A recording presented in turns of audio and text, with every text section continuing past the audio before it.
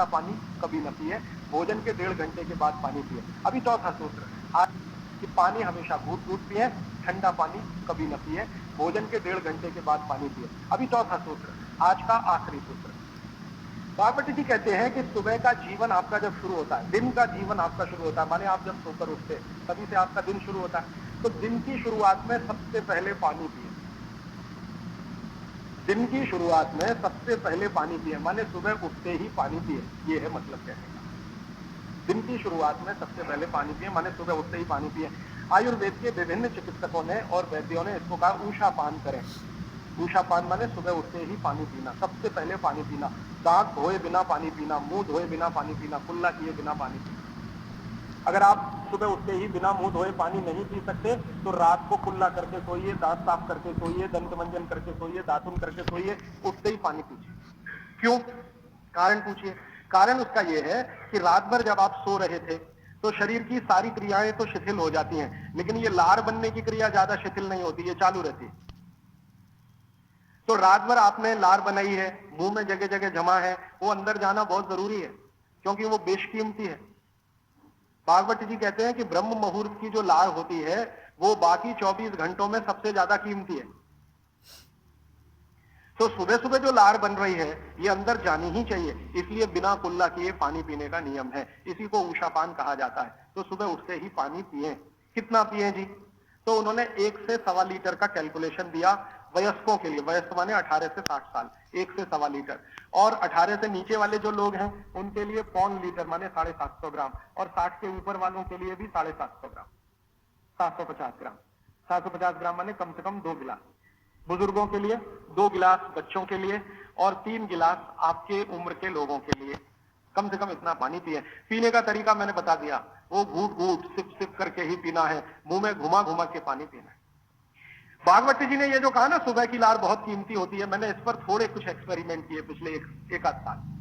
बहुत सारे कुछ पेशेंट ऐसे हैं जिनको डायबिटीज है, और डायबिटीज की कंडीशन में आप जानते हैं कि कोई घाव हो जाए, घाव तो जल्दी भरता नहीं। तो मेरे पास ऐसे कुछ 8-10 पेशेंट हैं जिनको ऐसी ही कंडीशन है, डायबिटीज होने के कारण शरीर में फुंसी हो गई, फोड़ा हो गया, घाव बढ़ गया, वो भरता नहीं।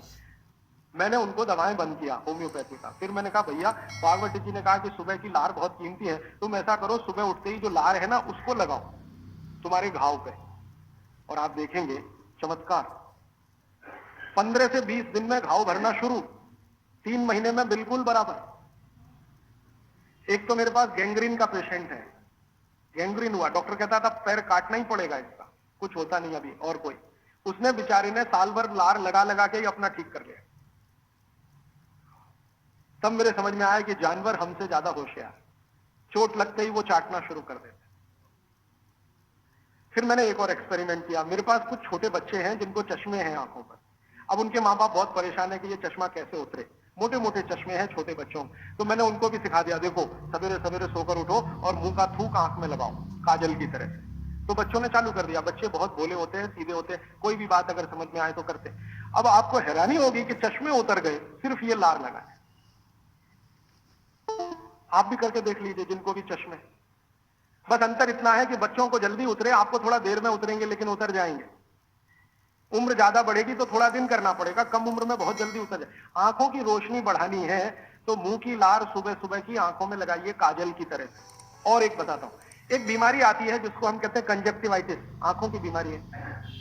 अक्सर उसमें आंखें लाल हो जाती हैं, आंखों में बहुत जलन होती है, जैसे खून उतर आया हो आंखों में, वो कंडीशन हो जाती है। कोई भी आयुर्वेद की दवा आप खाएंगे 3 से 4 दिन में ही बीमारी ठीक होती है। लेकिन अब की बार अगर ये बीमारी आए तो आप ये करना, सुबह सुबह उठते ही मुंह की लार लगाना, 24 घंटे के बाद आपको पता ही नहीं चलेगा बीमारी कहां गई।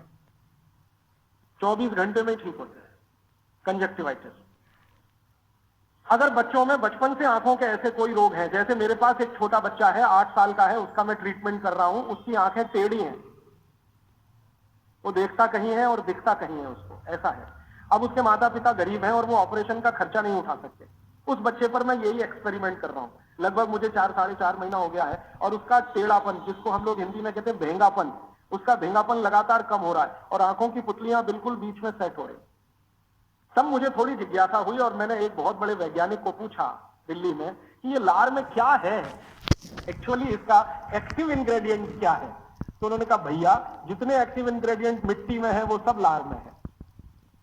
तो मैंने आपको बताया मिट्टी में 18 एक्टिव इंग्रेडिएंट्स हैं, लार में वो सब के सब हैं। इसलिए लार शरीर के लिए बहुत ही कीमती है, बेशकीमती है, इसको कभी नष्ट नहीं करना। इसकी मदद से आप बहुत सारे रोग ठीक करते हैं। और दो चार बातें बता दूं क्या क्या रोग और ठीक कर सकते हैं। आपके शरीर में कोई दाग हो गया, धब्बा हो गया, जैसे जल गए, जलने का दाग होता है ना, उस पर नियमित रूप से सवेरे की लार की थोड़ी थोड़ी मालिश करते रहिए। 6-8 महीने में धब्बा बिल्कुल साफ हो जाए, जले हुए का धब्बा। शरीर में और कोई ऐसा अंग में सफेद दाग दिख रहा है या काला दाग हो गया या फलाना हो गया या ढिमाका हो गया, एक्जिमा हो गया, मान लो खराब बीमारी की बात करूं, एक्जिमा हो गया, एक्जिमा पे रोज सुबह की लार लगाइए, मालिश करते रहिए, 6-8 महीने के बाद देखिएगा साफ। और एक्जिमा से भी ज्यादा खराब बीमारी है सोराइसिस, वो भी ठीक होती है इसी लार। बस इतना है कि साल भर करना पड़े। मुफ्त का इलाज है, फोकट का इलाज। भागवत जी ने जितने भी इलाज बताए हैं सब फोकट के और मुफ्त के, बाहर जाने की जरूरत ही नहीं है। तो आप स्किन डिसीज में इसका एक्सपेरिमेंट करिए, आंखों की बीमारियों में इसका एक्सपेरिमेंट करिए, घाव हो जाए कहीं शरीर में उस पर एक्सपेरिमेंट करिए, थोड़े फिंसियों पर इसका एक्सपेरिमेंट करिए। मैंने ये चारों एक्सपेरिमेंट किए, बहुत अच्छे रिजल्ट हैं, आप भी करिए, रिजल्ट आपको भी मिलेंगे।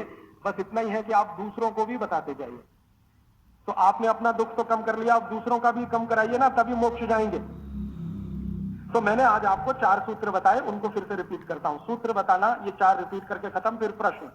पहला सूत्र मैंने बताया था भोजनांते विषमवारी, भोजन के अंत में पानी ना पिए, लगभग 1.5 घंटे के बाद पानी पिए। दूसरा सूत्र मैंने बताया था पानी हमेशा घूट भर के पिए, सिप सिप करके पानी पिए।